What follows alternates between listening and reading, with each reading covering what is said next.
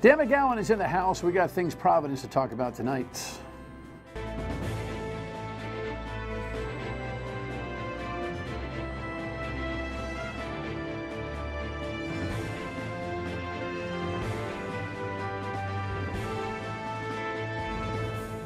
The Dan Yorke State of Mind program is brought to you in part by Lookout Rhode Island and Takeo Comfort Solutions. R-E-S-P-E-C-T. Aretha Franklin passed, and I just wanted to open the show today with a thought about that. She is, without doubt, an American icon, and I'm glad that there's been so much media attention offered to her over the course of the day. She was there with Martin Luther King Jr. at the very beginning. Her father was a tremendous pillar in the battle for equality, and she had a lot of impact, and she had a lot of fun. Maybe we'll throw a tune in at the end of the program. Welcome in. Nice to have you on this Thursday evening on this hot summer day. Don't complain, because they'll wane soon, and you know it's going to follow that. I love fall, by the way. Fall is the best time of the year. Dan McGowan is on tonight. It's always a great show when Dan is here. We've got things Providence to chat about, but there are also a lot of things in the media that I'll probably ask him about. Let me just run down a couple of things that are happening today that I think are important. An editorial in the Providence Journal today follows the theme that a lot of newspapers across the country decided to do, and that is a couple of hundred, if you will, newspapers across the country are editorializing about Donald Trump and his attack on the media, which is unrelenting. And even continue today. It's a sticky wicket. You would hope that the press, the media and the press are two different things. The media is a much larger concept than the press, right? The press has got to do its job, because its job is the most important thing that it does. Arguing about how important its job is something that in small doses is probably necessary, but at the end of the day, I'm praying that even in this world, in Trump world, that the truth and fact-finding will always be an authentic winner. So the pushback is understandable. The hyper pushback is what creates a persona that the media is attacking the president, who no doubt is attacking this thing called fake news. And who he includes and what he includes in fake news is where the rub is, right? Anyway, he continued with his behavior today with the latest, I'm not going to give you clearance anymore. John Brennan, a former director of the CIA, was stripped of his security credentials, which is probably not that important for him right now. Now, Brennan has been a vocal critic of the president, actually throughout the treason word in a tweet.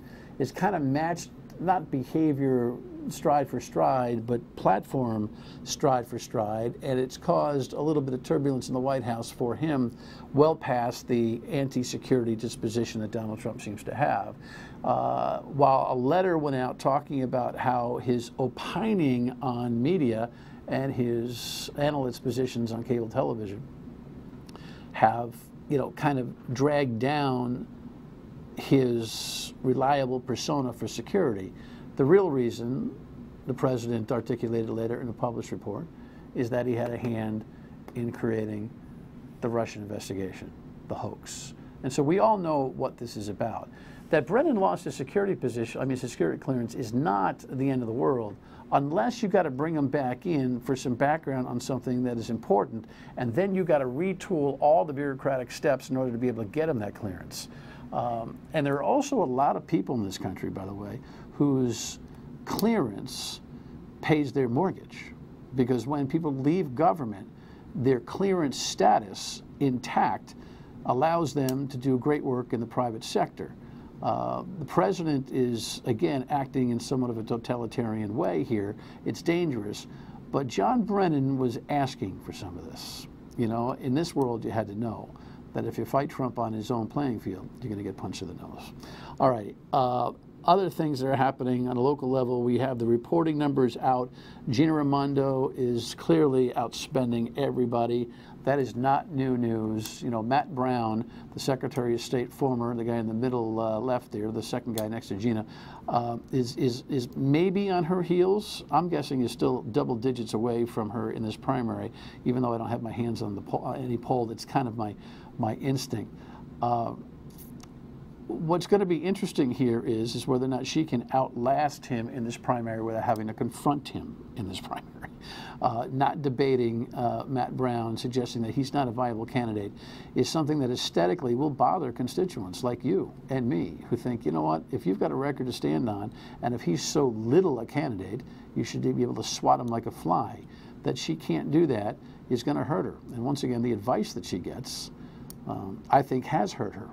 I think the advice that she's gotten received, better English, from a lot of her support and paid staff, keeps her in that space between 39 and 44%, which she's not going to bust out of. And finally, on the gubernatorial trail, everyone's got to have a laugh every once in a while. The chick, in fact, you know what? I want to get Dan's opinion. I'm going to switch gears here and get Dan's opinion on this. Come on in, Dan. Here, this is.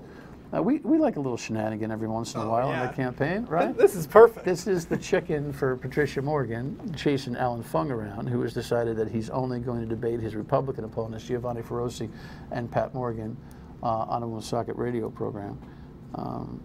You have a thought on the debate? So not the chicken, just the or even the chicken. I think, I mean, I'm a reporter, so I want debates always, right? I tend to think, you know, it's really important for this, you know, for voters to be able to understand what's happening and where people are different, all that stuff.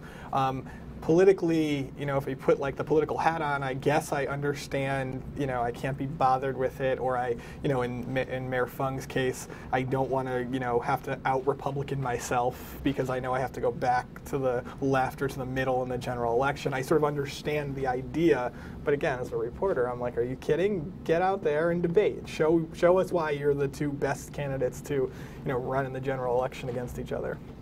Well, okay, so you're giving an honest, transparent answer there, but take yourself out of that prism. I mean, what do you think the general electorate is going to how it's going to react to this? Zero, nothing. I don't think I think that the people who pay attention and are really invested in this, listen to you on the radio, read maybe my stuff, I think they may be outraged, but they're still going to vote because this is what they do. They like to vote. It's fun.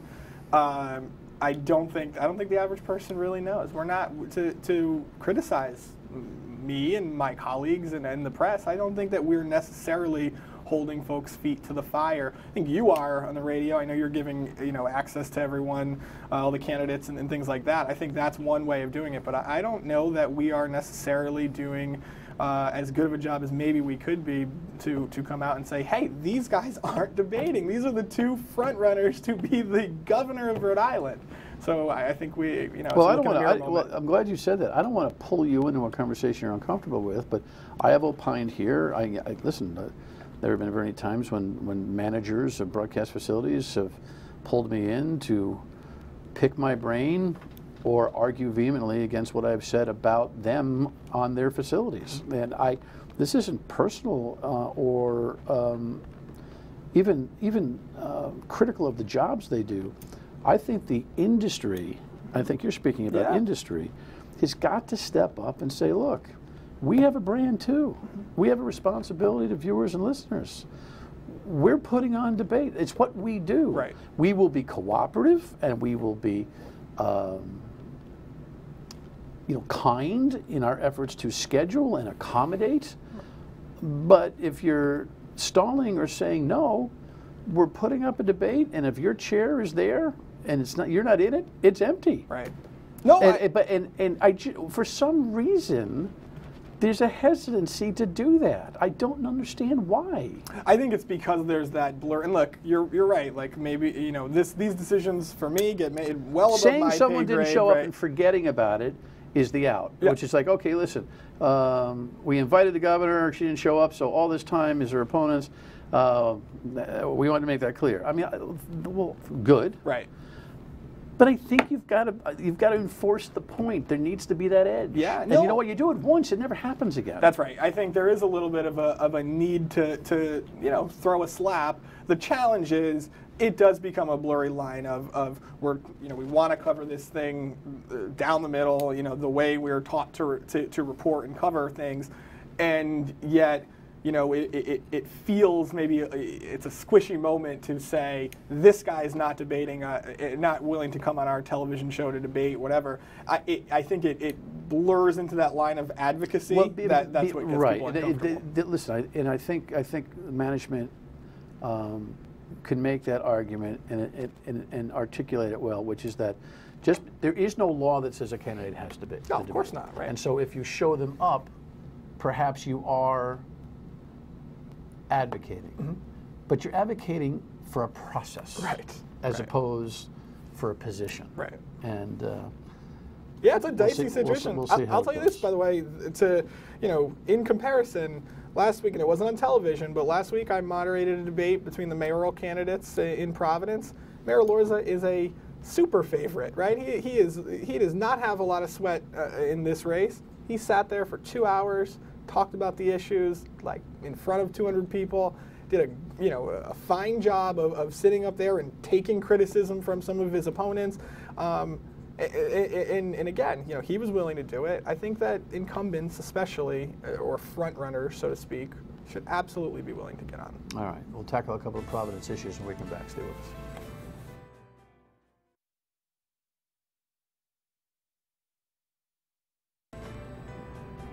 This one gets everybody riled up. Take a look. Summer coming to an end, speed cameras in school zones across the city of Providence will be activated September 4th. School is going to be starting back up. That there's going to be a lot more pedestrian traffic out on the streets. The program was controversial when first rolled out at the beginning of the year. Calls for first-time warnings, lower fines, and more signage prompted a class action lawsuit, which has since been settled.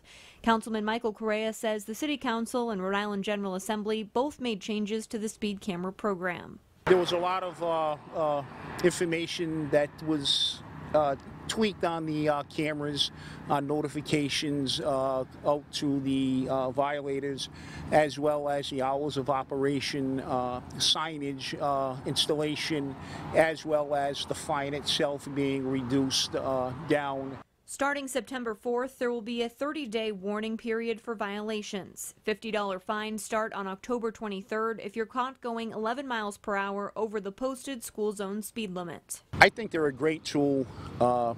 It helps on pedestrian safety within our school zone. The changes, Correa says, an attempt to balance public safety and warn motorists. The bottom line is that people, whether you're a city resident or you're just here within the city to conduct city business, that you need to obey the traffic laws, slow down, and you won't get a violation.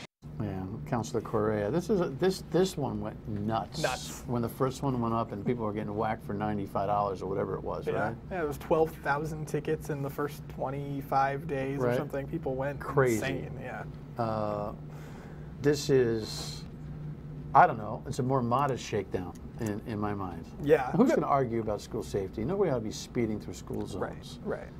But, to move this is Big Brother all the way, man. The move to the $50 fine, I think, is, it seems more reasonable, I suppose, but I guarantee that people are going to start getting fines, and it's going to be another issue again. People are going to be very upset because you're adding 5 or 6 new cameras. You've moved a couple of locations. Some of the ones that were generating a lot of money are remaining in place. You're going to see a lot of people who are going to be, you're going to have the same scenario of people lining up at municipal court because nothing changed there, right? People are still going to get tickets. Not until Halloween, of course. Yeah, that's right. But the warnings will be sent, and hopefully they'll be heeded. I mean, I appreciate that there's a 6-week wind up again to this whole thing. If it was just news reports, people would be clueless about it because I'm sure one of the most demoralizing things about the work that you do is the hard work that you put into a story, only to know how few people really understood it. The speed cameras are the exact. I did 10 stories leading up to the speed camera, and nobody told them about it. No one told them. You know, I learned that as a cub reporter, you know, a long time ago. You know, working in Hackettstown, New Jersey, every week for 3 months. They were raising the water rates. There was nobody at the meetings. The bills came out. That night, I pulled up to the town council hall. Couldn't get a parking space. I'm thinking, what's going on here? You know, and it's all everyone lining up about their water bills, and everyone to a person, you know, stood behind their microphone and said, "No one told us." Until after about the 15th one, as a like 22-year-old cub reporter, I stood up and said, "Don't you listen to the radio? I've done 15 reports on this." And so that's the way it goes. I feel this way at virtually every controversial thing that happens in the city of Providence. I sit in there, I have to take pictures, I'll tweet them out. I'll be in a committee room, there'll literally be nobody there, it's hot, you know, everyone's arguing, but no one's paying attention, and then write about it, and then when they get the bill, when you know, when something significant changes or happens, that's when you get lots of people. That's when I get a lot of company at City Hall. It is the labor of love. When we come back, we'll talk about the fall and what's on the agenda for the city of Providence. Stay with us.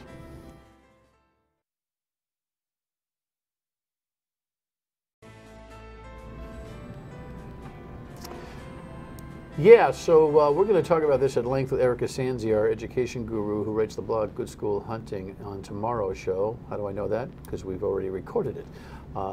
We don't work on Fridays around here.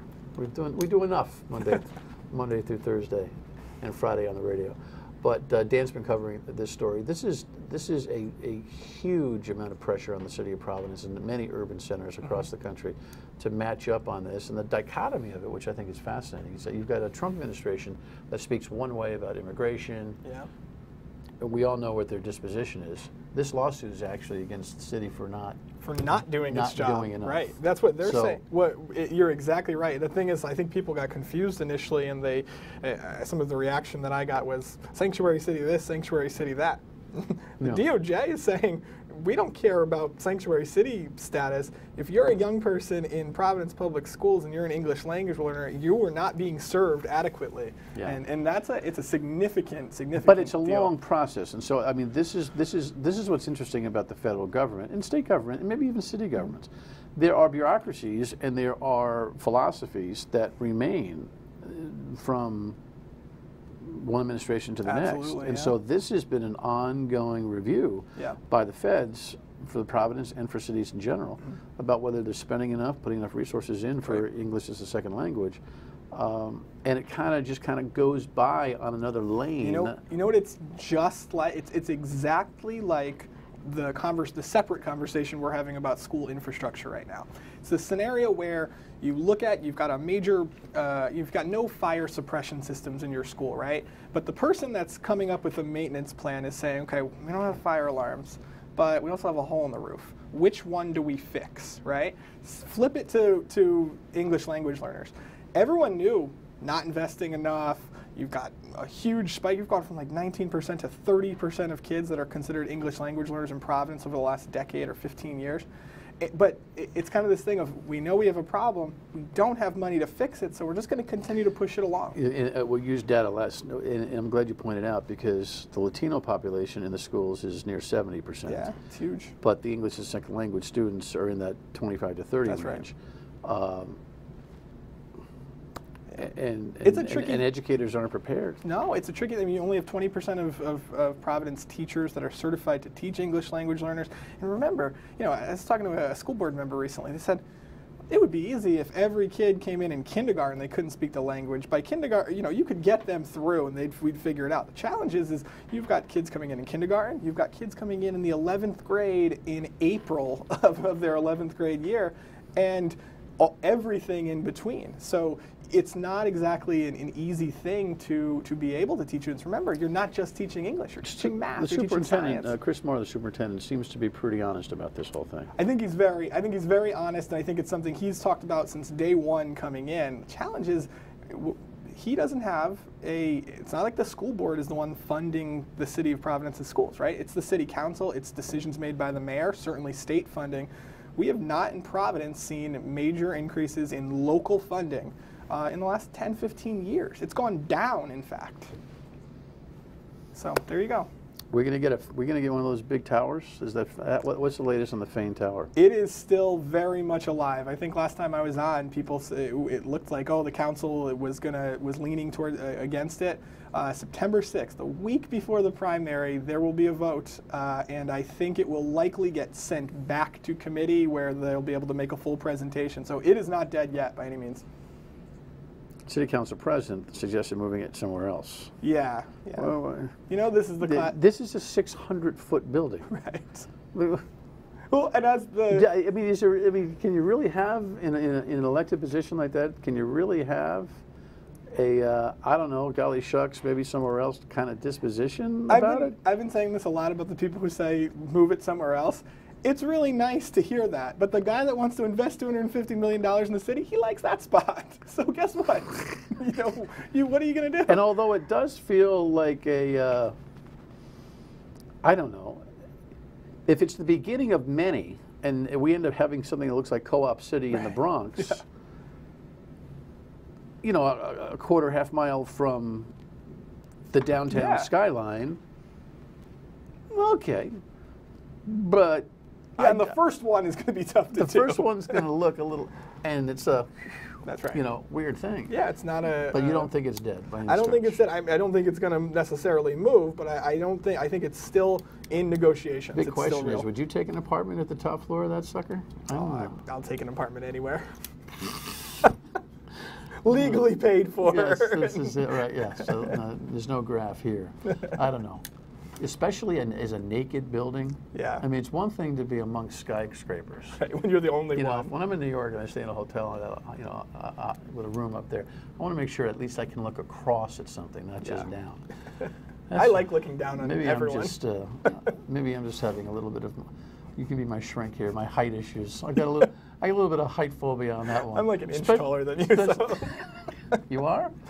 Well, that's only recent. The older you get, the shorter you get, by the way.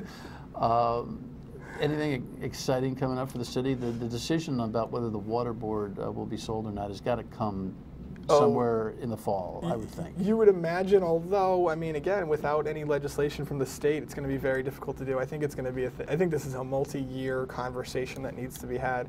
The interesting thing in Providence right now, there's a handful, the mayor's race is not particularly competitive right now. There's 8 or 9 city council races that are really competitive, could dramatically shift the way the city council looks come January. In terms of philosophy, specific strategy? Philosophy, I mean, you've got a lot of liberal progressives running, you've got a lot of young people running. It could literally change the way tax breaks are handed out. It could change, literally taxes in general. So, I mean, there's a lot of stuff out there, and there's a lot of competitive races. All right, so make sure you're reading WPRI.com.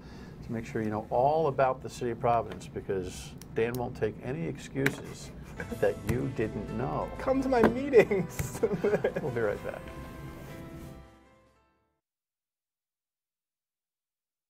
So tomorrow night, Eric will be here from Good School Hunting, Erica Sanzi, of course, to talk about education issues as we get ready for the new year. Alan Rosenberg, the executive editor of the Providence Journal, will join us on the Tuesday show. So make a note of that on your schedule. Again, Aretha Franklin passed today, and Godspeed to her, and well wishes to all who are mourning that. She was phenomenal.